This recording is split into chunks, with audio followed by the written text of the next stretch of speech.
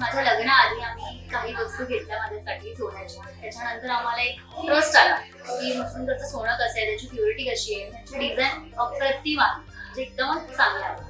मग त्याच्यानंतर माझ्या लग्नाची पूर्ण खरेदी मी मसुंकर मधून केली. म्हणजे लिटरली माझ्या कपल रिंग पासून ते मंगळसूत्रापर्यंत बारीक सगळ्या गोष्टी मी या मसुंकर मधून घेतल्या.